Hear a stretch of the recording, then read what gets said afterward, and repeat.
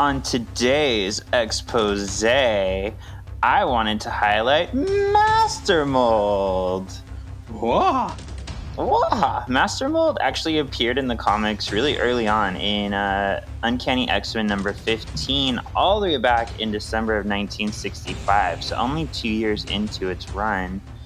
And Master Mold is very much like he is in the cartoon. It creates other Sentinels. It was created by Bolivar Trask. Henry Gyrick wasn't around yet, but things play out pretty similar. Oh, well, yay for accuracy. Yes. I go where I want to go. Jean. Scott. Jean? Scott. I summon the Arctic winds. No more mutants! I summon the Arctic winds. No more mutants! I summon the Arctic winds. No more mutants! There's always more gators in the bayou. Don't get a Hello and welcome to Solving for X. My name is Shawn. I'm the ultimate excavationist. Ooh. And I'm something of an X fan myself, Kevin. I have to tell you, Kevin, I'm still feeling the power trip from finding out that you don't really remember the cartoon. Oh, I'm living for this. I know I should have never told you. You shouldn't have. Because I'm just like, we were talking about episodes. I'm like, I don't know what that is. I don't know names of episodes. The names mean nothing to me because I would have known them before. So, Well, obviously, I have to put together a quiz for you now. I guess. It's so weird. It's so weird. I love it. I don't like this role reversal. I'm so excited. Well, I still have a few more episodes left of Charm to torture you with. So. Okay, good. All right, so let's start with our previously on segment. So the question was, is the world ready if X-Men 97 has a Mystique Destiny on-screen romance? We actually got 75% of people said yes. One person said no, though. And I'm curious because they didn't leave a reason. So I'd be really curious to see why they said no. That is interesting. Because I would think that the obvious answer would be yes, because with today's day and age, and really, I'm going to get into Charm for a little bit again, but oh my gosh, that's lightning. The hyper wokeness of the society today is usually ready for stuff, but it also comes at a price sometimes. Sometimes they get offended way too easily at things, and they need to settle a little bit and realize what's malicious and what's actually out to get them versus just people having an opinion. Yeah, that's very true. So, but yeah, I would say, of course, we're ready. So Yeah, I don't know what the think reason so. would be. I wonder if maybe this comes from like a parent or somebody who doesn't want that in a children's cartoon, because I have heard that argument from people with kids. Yeah. Well, interesting. If you are the culprit, we'd love to hear your reasoning so we can discuss. And we won't shame you. We respect your opinion. Kevin looks terrified by this thunder and lightning. Oh my gosh, I'm just afraid my power's going to go out. Okay. I know, it's loud. Yeah, I was like, oh. I can hear it over here. Yeah, I'm like, it's like shaking the house and stuff. I'm like, ooh. Storm. You gotta quiet yourself. Storm, watch yourself. Well, this episode aired March 27th, 1993, written by Robert N. Skier and Marty Eisenberg. So actually, these were the guys who wrote, if you remember, Days of Future Past Part 2. Okay. Yes. The X-Men Watch rioters call for no more mutants on the news. The world has been sent into a tizzy over the abduction of Senator Kelly. Professor X has no idea where to look for Magneto, who they know kidnapped the senator. He is afraid of an anti-mutant hysteria if Kelly isn't found. Cyclops helps by saying he can be anywhere. Xavier goes to Cerebro to help him find Max. Ooh, the lights just like, oh. they flickered. You see that? Yeah, as I'm reading, like Kevin's like shaking and the lights are like flickering. Like, this is crazy where you are. Oh, Wisconsin. Oh, Wisconsin. Okay, cool. So that happened with Kelly at a dilapidated boat. Senator Kelly is being held captive. Magneto tells Kelly that he agrees that humans and mutants should not live together. Mutants should rule humans. He reveals that he wanted Kelly killed to start a war. He even went to Washington to witness it. I watched from outside your window waiting for you to be killed, but since you weren't killed, I had to take matters into my own hands. Now he's come to finish the job. Just then, a sentinel shows up. It's plastic! Plastic! Do you know what that's from? Indian in the Cupboard. Oh, okay. I automatically went to Labyrinth when Huggle is making a deal with Sarah, and she gives him jewelry, and he goes, "Oh, plastic." Oh yeah, yeah. But yeah, these are plastic sentinels, so Magneto can't touch them. He can't be like, he has to find alternative methods. The plastic sentinel takes down Magneto and grabs Kelly. Magneto is able to use the ship metal as defense, but not enough to save Kelly. Oh, noes. So this is really interesting to me once you start putting pieces together. Like the Luwald saying that Bryan Singer and other people who worked on the first X-Men movie were greatly inspired by the cartoon, and that's where they got a lot of their research from. Yeah. Because this is very similar to what happens in the first X-Men movie. Magneto captures Kelly. He's like, let me turn you into a mutant. Senator Kelly is dead. Oh, but naked people walking out of the water, that's always fun, even if they're old. I don't know. Naked, like hairless, like gooey people. It's like, I'm a fish, Kelly. And Storm's like, let me hold your hand. Oh, water! Oh! He's a puddle. Better go clean that up, Gene. Anyway. Cut to the Blackbird. Storm and Cyclops are looking for Magneto. It apparently takes a long time to fly those last few miles because it's night by the time they get to the ship. Gambit is spooked by a busted-up Sentinel, and Wolverine makes fun of him. It usually takes a whole Sentinel to spook someone. I just think of Judy Hopps. It's night! We're all full of references today. There you go. Did you notice that, though? They were flying towards the ship, and it was day, and then they got there, and it was night? Yeah. Yeah. Maybe it was, like, right on that, like, dusk time where, like, because you know how it goes really quickly when it gets to the evening? And That's then all of a true. sudden you're flying. So maybe it was shorter than it appeared. I don't know. Fine, we'll go with that. 4. Elsewhere on the ship, Cyclops and Rogue be searching. They hear a sexy moan. Oh! Rogue lifts some sheet metal to find Magneto. Abs out. Ooh, abs out, very important. And bloodied. Yeah, he had like the perfect rib, so his abs were showing. I was like, that was fortuitous.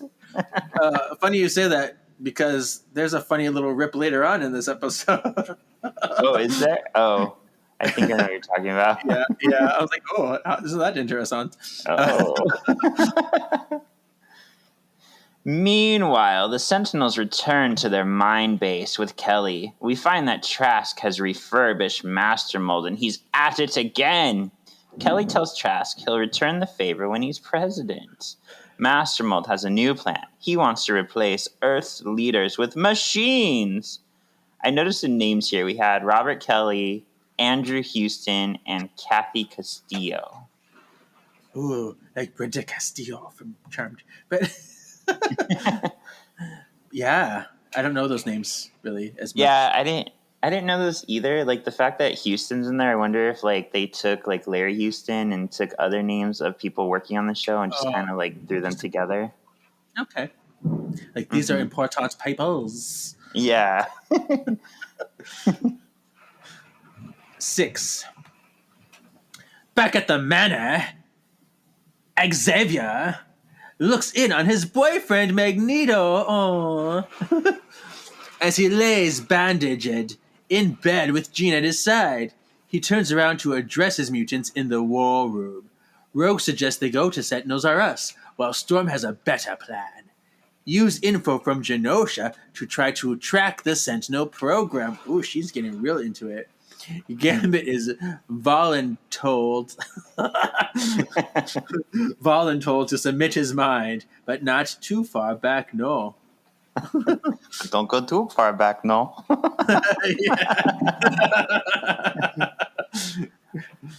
I do really love this writing because Eric said that a good finale to your season should pull in elements that you've already introduced. So, like, Oh, yeah. we've already seen Master Mold, we've already seen Genosha, Magneto. Like, this brings everything together. It's so good. Right.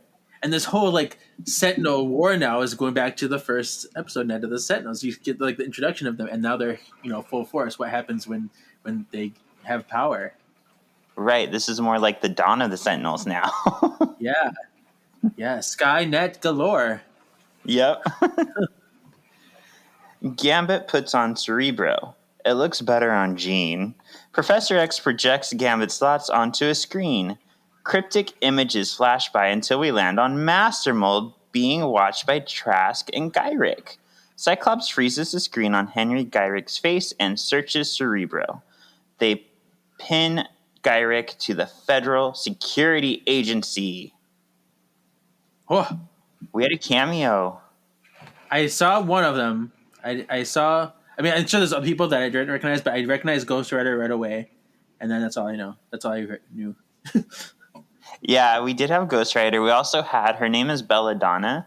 She is part of Gambit's past, and we actually have an episode in this series that introduces Belladonna proper. Oh, well, I have no idea. Yeah. I do not remember that. Belladonna. Well, good. Belladonna. Yeah. Thank you for Yeah, that. where it's like I have every.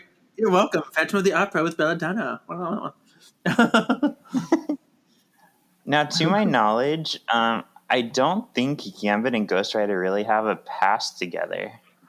Yeah, that was a little odd. I wouldn't have seen them together, but maybe because Ghost Rider is like a little vigilante person, maybe he knows somebody who knows Ghost Rider. Like they came because he's like a criminal-ish, Mm-hmm. I don't know. Yeah, so it looks It's possible, like, yeah, I'm but- just searching it online really quick. Like, they've met, but yeah, I don't think they have anything special. Oh, well. All right. At the agency, Gyrick is trying to get in touch with Trask to no avail. He's in the backseat of his limo with no idea the X-Men are tracking him. Cyclops sends Storm to gently stop the car. Storm flies up and calls on Snore to make the car gently crash into a tree. Such a weird, like, crashing into a tree is not a gentle act, but well, make it.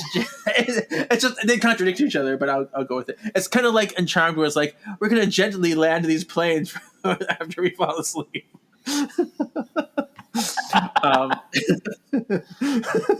They didn't crash. No. The driver pulls a gun on Cyclops, but Cyclops pew-pews it. Gyrick pulls a gun next and fends off the attack. Why is everything, every kind of beam, every like shot is like a red beam? It's like they're trying to steal Cyclops' power. Like, why is this gun shooting red beams? Why do the Sentinels shoot red beams? I'm like, Actually, it's interesting that you bring that up because Eric did talk about this. okay. the network didn't want them using real bullets, but also like they kind of didn't want to use real bullets because like he used the example of seeing Storm hit by a bullet makes it very real. You know what I mean? Yeah, right. Seeing her hit by a laser that may or may not like hurt someone, it's not as bad.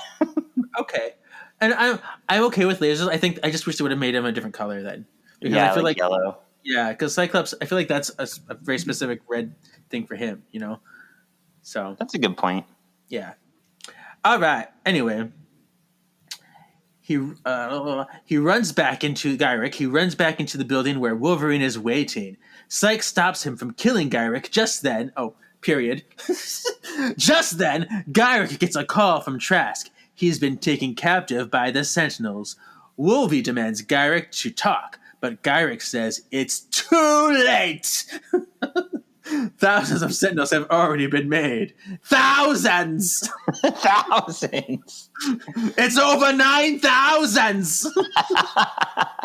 Oh no! Oh no, Dragon Ball.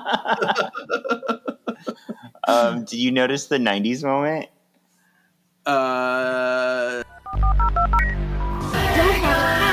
Man. You got mail. 90s moments. They're on the phone, so I guess a phone. Yeah, that big ass piece of brick flip phone with the huge buttons on it. Like we don't see phones like that anymore. That's why I love going back to Charmed Season 1, because you get those phones. Yeah.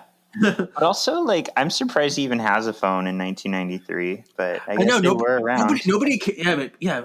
Yeah. I mean, only the rich people. I was like, only the rich people carry the phone around.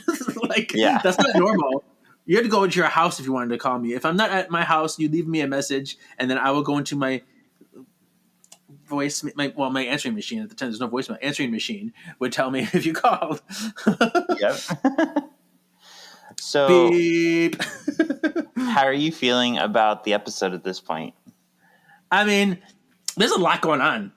They're packing a lot in here, so I'm just like, what's gonna happen?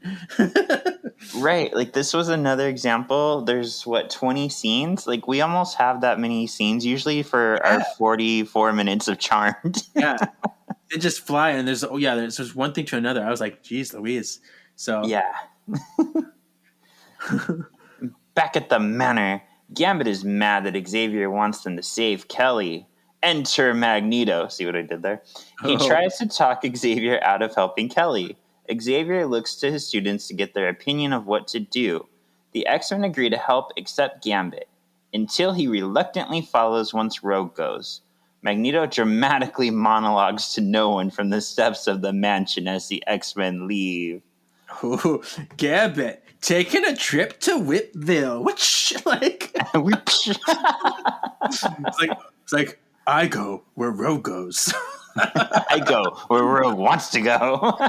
See? I do really applaud Xavier for like asking his students, like, what do you want to do? Like, I know what I'm doing, but what do you think we should do? Yeah, right. Very, very nice of him. Mm-hmm. Very unlike him in some ways. Yeah, because he's usually just like, you have to do it. Exactly. At the Sentinel facility, Master Mold senses the Blackbird approaching and awakens the Sentinels. They watch as the elevator lowers and are fascinated to see... They're so fascinated to see the Ace of Spades. It's like, what is that? It looks like a card. Oh, it is the Ace of Spades. It is Ace of Spades. Like, wow, they really care. This is like the most exciting thing they've ever seen in their life. Is this your card? It's Splodies because it was charged by Gambit. The Sentinels jump into action. Oh, jump into action. I always feel like I want to get into Power Rangers here. Rogue, Storm, and Jubilee keep the Sentinels busy while the remaining X-Men split into teams of Cyclops and Jean, and Gambit and Wolverine to look for Master Mold. I thought this was really funny because Cyclops says something like, I hope Rogue and Storm can keep them busy up there. He like doesn't even count Jubilee in. Like she's just there. And I think this kind of goes into probably what feeds into what happens later with the scene. She's like, "I'm not a kid anymore. I'm an Yeah. X-Men just like you. Cheers, cheers, cheers." So I guess that's maybe that's why they're trying to like get that in there, where she's kind of right now she's like probably silently like brooding, like, "How dare he?" Like, but and then she'll like it breaks out open later, you know. That's true. Yeah, it's all bubbling up. Mm-hmm. I wonder, like, because when we see her in X-Men 97, she's 4 years older, so she's at least 17, if not older. So I wonder how they're gonna treat her. She's so young. Oh my gosh, she's so young. Yeah, she's only 13. Well, she's very tall for a 13-year-old, but of course, Yeah. girls do mature faster than boys. So Oh, okay. I almost forgot. Speaking of Jubilee and Storm, Kevin, Shawn. I got the glitter fig pins of them. The Storm was drama getting because I found it for 80, which was actually really good. And so I ordered it through eBay, but it turns out it was going to one of my old addresses that I don't know anybody who lives there. Oh no. So for days I kept like going on UPS to try to change it. I was able to change the shipping. I changed it to where I could pick it up from a UPS, but then they couldn't find it because they already like were going to send it back because I guess I was on the 4th business day and they send it back on the 5th, but I got it. Wow. That an adventure. It was an adventure. And now I have all the X-Men fig pins until they put out more. Yeah. There you go. There you go. But Kevin, we're not here to talk about Sentinels. We're here to talk about Sentinels. That's true. You're very right. Up above, a Sentinel uselessly runs into an overhang while chasing Jubilee. Rogue chides her for being careless when another Sentinel attacks Rogue. Above, Professor X flies the Blackbird for aerial support. The plane is shot down, but Magneto catches it with his magic. Magic. I do love that even like Professor X is doing what he can to help out. It's such a beautiful collaboration. Yeah. And I think if anybody gets a chance, have you ever heard of Honest Trailers? Oh, yes. I know them very well. There's an Honest Trailers for X-Men, the animated series, and it's so funny because they have this whole bit about how useless the Sentinels are, and they use a lot of the clips from this battle, like the one running into the overhang. Yeah. I think I did watch that one. It's been a long while, but I did watch that one, and I thought it was very funny. Yeah. Yeah. They also show our favorite part from the Genosha ones where the Sentinel gets up and it's like, I am still attached.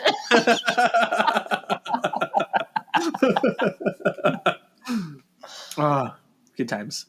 Yeah. Down below.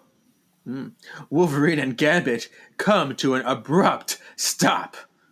Wolverine smells something in the dark. Sentinel eyes turn on, and Wolverine chases Gambit out, and then diverts the Sentinel's attention. Gambit blasts down the door just in time to help Wolverine, but they're overtaken. So I love this because we talk a lot about like the whole kind of what do we call it? Like they're a family, but they don't get along. But then, yeah, this is where we see Wolverine and Gambit get along the worst. But when it comes down to it, Wolverine led Gambit away, locked him out, and took on the Sentinels by himself to save Gambit. Mm-hmm. Oh, so, dysfunctional family. That's what it was. Dysfunctional family. Or maybe, yeah. I mean, it's sometimes it's like where you don't get along, or it's like only I can pick on my brother when somebody else does it. You know, it's because there is that familial, love there, or that drive to keep them safe because you are bonded somehow. And so, yeah, I get it. I think and it's people who don't like to talk about their feelings, especially. It's like, I'm not going to tell you. Or maybe, some people just like they fight with you because they love you, because they're too embarrassed to get sentimental or sappy. so they do other stuff instead of it. It's all dysfunctional, like you said. No, that's a really good point, though, because Wolverine is the type who I think he does bond with people. So, like, he wants the people around him to be the best that they can be and, like, be strong. So the fact that Gambit kind of is, like, the polar opposite of Wolverine and that he just doesn't care, I could see where, like, Wolverine's going to give him a harder time to try to shape him up. Oh my gosh. You just made me like Wolverine more because I am now thinking about Wolverine as Prue. Yeah, he is kind of, isn't he? That is a very prude thing to do. Yeah, I was like, oh, okay, Wolverine. Oh, Wolverine. The power of three. Yeah. I want to like do a picture now, edit Wolverine into like a charm picture. Okay. I'll put them in the first episode where like they're like the power of three, and they're like after they just vanquished Jeremy and put like Wolverine there. Oh, I love it. I have to do that just for my own peace of mind. Okay. I also like really love this scene of it's completely dark and we only see Wolverine through the pew-pews of the Sentinels. Like that was so cool. Mm-hmm. You know, cinematography and animation is always such a beautiful and impressive thing, and that's, you know, I love animation. It's so creative and so beautiful. It is, and you can like do more. I think because you don't have to worry about like budget and special effects. You just worry about paying for the animation. Exactly. Meanwhile, Trask is arguing with Master Mold. He tells it Sentinels were built to help mankind, but Master Mold disagrees. It says that mutants are human, so all need to be stopped. As Bolivar whines, Jean telekinetically saves Kelly through levitation. Master Mold takes out Cyclops. Trask realizes this is all his fault and sets a laser to blast the propane tank. Jean and Scott get Kelly out just in time. Cyclops vows to save Wolverine and Gambit. No one left behind this time. Right? Ohana means family. I thought of that too. But yeah, like what we talked about a little bit, but yeah, what a great callback to episode 1. Like Cyclops is learning, like he doesn't want to go through that heartache again. He wants to make sure everybody gets out. Yes. See? You can't teach an old dog new tricks. You know, he does love his peoples and wants what's best for his peoples, even if he excludes Jubilee from things.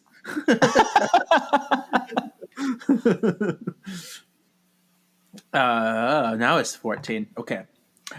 Outside, the battle with the Sentinels rages on. The Sentinels feel Master Mold is in danger and retreat to help it. They enter the facility just as it's exploding. Magneto throws up a shield to protect Storm and Rogue. Oh, my mutant brothers or sisters, whatever. Rogue asks about Gambit. Aww. See, yeah, that gave me the feels too that Magneto like actually helped them. Like that was pretty cool. Yeah. See. Yeah. I did notice. Yeah. Well, and that's very Magneto. Magneto's not so much about killing the X-Men, just like stopping them from getting in his way. So right, he respects them. Yeah, in his mind, you know, they are just like him and they are kin to him. So, you know, he still wants to protect the mutant race and wants them all to rise above and that means all of them, even if they disagree with him, which is pretty cool. I noticed 2 things that were funny in the scene. There's one, I had no idea what was going on. If you remember, the Sentinels are like on the ground. One of them's laying on its back, and another one is like hunched over, like by its legs, and they're like moving like this. I'm like, is it giving birth? Like, what is going on? And it turns out Rogue is under them pushing, but it's just a funny looking scene. I was like, why did they draw them like that? Yeah, crazy. Also, little pervy Shawn, when Magneto comes down and says, they are retreating, he's got a big old bulge, Kevin. Magneto, big old bulge. Funny enough, this is unrelated. I keep tripping back to Charm to this episode, but someone told me that is like Shax was his sexual awakening. Wow. Because he could see his big bulge through his pajama pants. I was like, oh, like I mean, Michael Bailey Smith. I'm friends with him now, but I'm like, oh, like, so I was like, well, that's great. I need to look for that next time I watch that episode. Yeah, me too. Underground, we see sexy, shirtless Wolverine and Gambit have defeated the Sentinels. Cyclops blasts his way in. They make their escape. And this was the one I was talking about because I knew it. it's not just shirtless. It's like I got my cowl on, I got my pants on, just the shirt part, just my torso part. That's true. I was like, how did that get torn like that? And I'm sure it was a thirsty Sentinel because show me your boobs. Like, Yeah. I mean, it was like your boobies. it was a good look, but also a very strange look. I don't know. And here we get Cyclops being snarky to Wolverine for once. Wolverine, you coming? Or is this your day off? Not. Not. He should have done that. That would have been even better. Yeah. Jean escapes the mines and tells them Cyclops went after Gambit and Wolverine. Rogue is worried about Gambit. She's about to go back for him when Cyclops blasts his way up from under with Wolvie and Gambit in tow. I did it! I got them out! I'm so great! Yes! The mountain blows its top to reveal Master Mold. Xavier is flying a Blackbird full of dynamite, and he's ready to crash it into Master Mold. Magneto rides the Blackbird bareback and protects it with the shield. The professor ejects just before ramming Master Mold. Xavier thanks Magneto for saving him. Magneto says they're even for now, but they will meet again. Yes. Well, This was such a cool scene too, seeing these two guys like work together. Yeah. Yeah. It's really nice because it's like, you know, all this history is not for naught. Not for naught. Not. Not. So, yeah, it's nice. When the situation calls for it, there's no other choice but to team up and help each other and go for the common goal. Mm-hmm.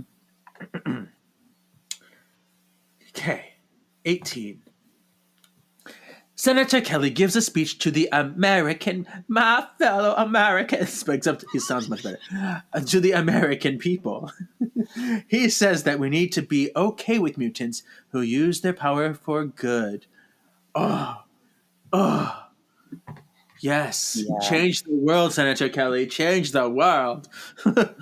Well, and I feel like this is a lesson we need to take away even today. Like, especially during Trump's administration, I feel like both sides got very like, all Republicans are evil, all Democrats are evil. And it's like, no, there's just ideals you may not like from the other side, but no, there's no equally universal group that's all evil. Like, we need to remember that. Like, police aren't all evil. We just don't like police violence. So this is very interesting.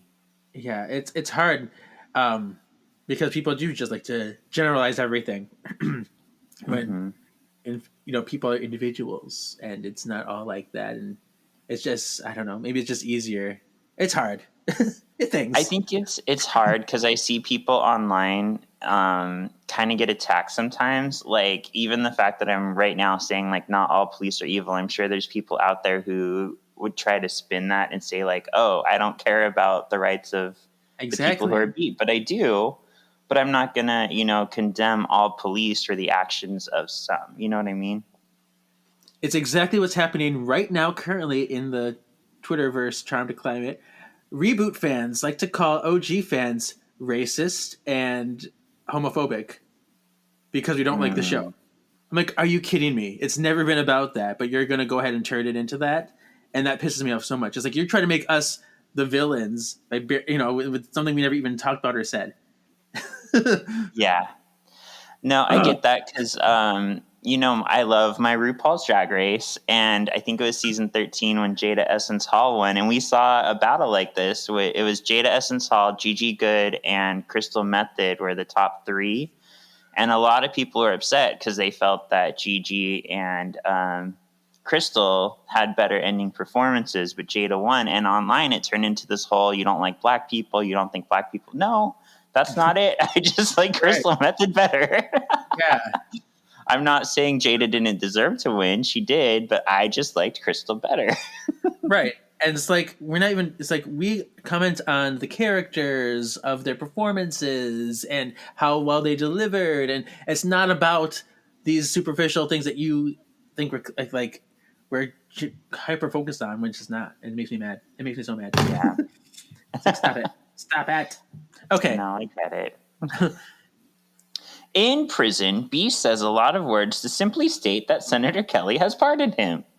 Rogue, Jubilee, Gambit, Storm, and Wolverine come to greet him. You're free! You're free! And of course, we find out in the actual world, Beast was just added to the show so late that they didn't really have a lot for him. So this was their way of Leoing him in season 8. Yes. They're like, we'll just keep you away, and until we find a purpose for you. So we'll see him more in seasons to come. Yeah. We made a lot of the charm throwbacks for this episode, which I'm not going to We be mad did. at. Scene 20. Sitting in a field, Scott asks Jean to marry him. Jean says yes, but she's like, but don't you know, if we had children, they would be mutants too, and they'd have to deal with the same things we do. I'm like, Gene, you didn't think I thought about that before? Like, that's pretty obvious. He's like, I wouldn't have it any other way. I'm like, yeah. Wow. But unknown to them, they are being watched by someone named Sinister. Kevin. Yes. This scene blew my mind when I was a child. I was like, oh my God, I think it's Mr. Sinister, but I don't know for sure, but I think it's Mr. Sinister. And I just remember this was everything to me. Yeah. I mean, it's they give you a really big clue. The fact that he's like focusing on Scott and Jean at the end, like, Yeah. But what's funny is this scene was tacked on. Really? They didn't know that they were renewed for season 2 until they were actually finishing this episode up. Wow. So they went in and used computer graphics to like add in this last scene so that there's a teaser for season 2. Well, how clever. Yeah. It's a clever little white witch. That's also why, if you notice, I don't know if you remember, but this is not Mr. Sinister's voice. This was a random actor. Yeah. This guy's like higher. He's got a higher voice. I'm like, when we see him, he's like, whoa. He's more gruffer. He's like, I don't know.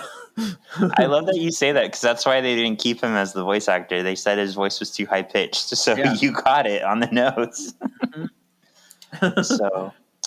I don't know if you know this. I don't know if I've ever said this, but Mr. Sinister is my favorite X-Men villain just because she's so ridiculous. Like, Chris and I make jokes that Mr. Sinister is going to be on the next RuPaul's Drag Race season. I knew you were going to say that. His outfits alone, like, it's very Mombi in Return to Oz. Yes. And on top of that, like, if you've seen Strife, Chris makes fun of Strife's big helmet thing, and he's like, Strife's going to be on there with Mr. Sinister. I don't know if you know. Do you know Jason Acholino, Nerd Alert cosplay? He made a Sinister cosplay from scratch, and it's amazing. It's beautiful, fantastic. I'm going to send you pictures. He looks so good. And so, yeah. I can't wait. He has this whole headpiece. He's got the teeth. He's got it all. It's perfect. So wow. Yeah. Cool. I cannot wait to talk about Sinister. Mm-hmm. So, The original plan, actually, because Eric and Julie around this time just had their first child, and I forgot who else, but somebody else in the production had just had a baby. So Eric was very like baby focused. So he wanted season 2 to go into pregnant Jean. Oh, so that's what this whole end scene was about. Let's get married. Let's have children. Yeah, We will have but many children. many of the other people in production talked him out of it because they were like, little boys and girls don't want to see their hero pregnant. How do you feel about that? Would you have wanted a pregnant Jean? No. I mean, it's true. Like as a kid, like that's not the narrative we need. You know, it was probably. I mean, we probably already are living it with our parents. You know, if we're having brothers or sisters. You know, and so it's like they've probably seen enough at growing up of that happening. Like I don't need it in my shows. Yeah, like I will say, I did have a thought, and you'll be so proud of me because this is a very charmed episode. But I was inspired by watching Piper be pregnant. Like there is Yeah. interesting story to have like a pregnant Superhero mutant, kind of pretty much. Yeah. but then you're also gonna basically like take Jean out of the action for the whole time that she's apparently pregnant. So Right. Right. unless What they they did. just showed her like late in her pregnancy and then she has Right. a baby real quick. Exactly. Because what they did on Charmed was very creative because Piper, even though she wasn't in as many scenes, she was still part of the action, and the fact that they made her invincible in a way, and like that was really cool, a really cool narrative to really like empower the pregnant person and make them Mm-hmm. like this beautiful fighter. Like that was super cool, and I really applaud Charmed for doing that. But yeah, for this one, I don't know how they would have worked around it because they're not magic as much. It's this is just powers, and so I don't know. Yeah, well, I'm thinking like because the baby would have probably been Rachel or Nathan, who's Cable. Yeah. So they could have said like the powers already developed from the womb, but yeah, I don't know. I don't think it would have worked as well in a children's series as it did in an adult series. Right. Right. But I'm excited to see what our listeners think because that's our previously Okay. on question for this week. Cool. And actually, I'm going to give more time for people to answer this one because Kevin and I are actually going to take a short 2-week break so that we have a little time to wrap up more of Hanging with the Hollowells before we come back for season 2 of Solving for X. Yeah. Give me time to make a quiz for you for that because I haven't started the season 8 quiz yet. So I'm like, I gotta do that. Oh, I can't wait to give you an X-Men quiz. Oh, I already know what some of the questions are going to be. I'm gonna cry. All right. So, Kevin, would you say this episode was extreme or X out? Oh my gosh, extreme to the max extreme. Yes. Yeah, this had so much going on. Well, and the reason for that is they thought this might This is be the the end. end. Yeah. Period. I mean, with any finale, you're gonna want to have something very epic and very powerful and very meaningful. But if for a serious finale, especially, you want to go out with a bang, and so they Yeah. really did that. They did. So, yeah, I would definitely say extreme. Actually, on comic book resources, they labeled this as number 14 out of their 15 like favorite X-Men cartoons. So this was pretty big on their list. I don't know if it'd be that high on my list compared to like some of the other episodes, but it'd be pretty high, I think. Yeah. Yeah. Who would you say is the MXP? This was really hard for me this episode. Because everybody did shit. Everybody did shit. Everybody was super good. Everyone was like, can I say a non-mutant? Sure. Can I say Senator Kelly? Sure. Because his change of heart, I think, while it might seem like a little thing, it means the world to like a whole group of people, and it could, get other people, maybe humans that were on the fence or like against them, to rethink their ways. And so his little act, I think, is very important. Yeah, no, it's very true because it all comes down from leadership. Like in just the leadership we saw in the recent past, like we were told these big groups of people are evil. So that's where a lot of like Asian hate or things like that came from, I think. Yeah. So yeah, nice one. I wouldn't have considered him, but I'm like, Right. I should have considered him. Yeah. Mine is actually Professor X, just because I feel like his leadership skills are on point in this episode, and the fact that he's willing to get out there in the Blackbird by himself, and he even risked his life, like delivering that final blow. Like he was badass in this. Yeah. And even, talking and having conversations and letting people say their word, like we talked about earlier, how he like, I don't know the word I'm thinking of, but he convened with them. Yeah, yeah. What would you say is the X factor? What did I say? Oh God. I could, I almost feel like this whole episode is the X Factor. it's Yeah. so it's so epic. I mean, I think I'm gonna go with just the way I'm gonna think of a particular moment, but just the way that things were sprinkled out, like how they brought in everything that they brought in the whole series, how they're all sprinkled in there and tied together in a nice bow. Showing that these things were introduced for a reason and then they come to fruition. I think that's a really good narrative element, but also a good X-Men element.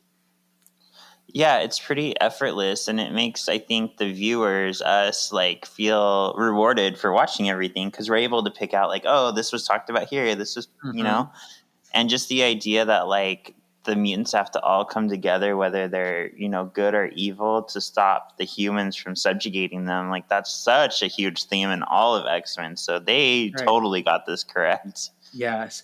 And, for children, I think it's a very special, this is a very deep topic, a very social, economic topic that, it's cool that they're bringing this to children's attention and really, teaching them early what's the correct way to proceed with these things. Yeah, I think there is definitely a deeper message, and I've talked about this with friends. I've also heard them talk about it on Radical Retro Rewind podcast. This whole idea that, like, Shout out, hi Ryan. The fact that kids are like our generation, I should say, as 80s babies, were brought up with cartoons like this that do focus on teamwork and acceptance. Like, I wonder if that's why a lot of our generation came out the way we did. Yeah, truly. Mm-hmm. We got the good stuff. The 90s was like a perfect time to grow up. It really was. I know. I feel like a lot of the cartoons, movies, and shows now are just rehashes of stuff we got in 80s and 90s. And I'm like, is it just because our time was awesome? Or, like, older generations, did they go through this too and we just didn't notice? Or I don't know. Yeah. All right, so remember, Sexy Xyz, don't forget to go on Spotify and answer, would you have wanted to see a pregnant Jean Grey in season 2? I guess there is a way to let people leave comments on Spotify, so I'm going to do that this time. Oh, yeah, because there's I remember there's on Anchor, there's 2 different sections. Yeah. There's like a question and a poll. Okay, cool. And if you ever want to discuss it, feel free to write us on Instagram or email at magichavocpro@gmail.com. We'd love to discuss it with you further. Kevin. Shawn. The next episode, when we come back in 2 weeks, is Till Death Do Us Part 1 and 2. Oh. What do you think happens? I just think of Constance from Haunted Mansion. Disnerd. Yes, all the Disney references you're going to get with us together too. It's probably going to start. I think it's probably going to start the whole Sinister track, isn't it? So Sinister is going to go after Scott and Jean and try to, gene splice them and get their biological data. So I guess that's what's happening. That's what I'm going to guess. Okay, we'll go with that. I like it. Okay. Cool. So yeah, I can't wait. One thing that we'll see in season 2 is the network was mad at Eric at this point because of the Juggernaut debacle. They were like, no more connecting episodes. We want you to do standalone episodes that don't go together so we can air them whenever. So we'll see Eric kind of was like, okay, sure, and kind of still did it in a way. He like snuck in continuity, but we'll talk about how. Fun. Yeah. All right. And if you haven't gotten enough of our Disney references on this show, you can join me on Marvelous Galaxy of Disney with Alan. This week, we're also putting out the Gadgetology cult on Once Upon a Cult to celebrate Chip and Dale coming out. So you can hear that. Oh, so it's Gadget, the character. Yeah, they actually worship Gadget, the character, as a goddess. And I still, to this day, I'm not sure if it's like a group for nerds and they kind of do it as a joke. Or I don't know if they're serious. I got my older sister a Gadget t-shirt last Christmas because I always like to like throw in the nostalgia for when I give gifts. I'm like, do you remember this show, Nicole? Like, here you go. Nice. Yeah. But yeah, cool. That's fun. Oh, me. You can find me. I forgot to talk about that. You can find Shawn and I hanging with the Hallowells. You might have mentioned that already. I spaced out. Wow. No, I left it for you. Okay, thank you. So hanging with the Hallowells, where we talked about Charm Season 8. We have like 4 episodes left. Crazy. Or you can find my other podcast, Words of the Witches, about the Charmed books. Book. Yes. All right. Thank you for listening. Don't miss us too much these next 2 weeks. We'll be back with season 2. I'm so excited. Mr. Sinister season. Ooh-hoo. Ooh-hoo. Woohoo. Bye.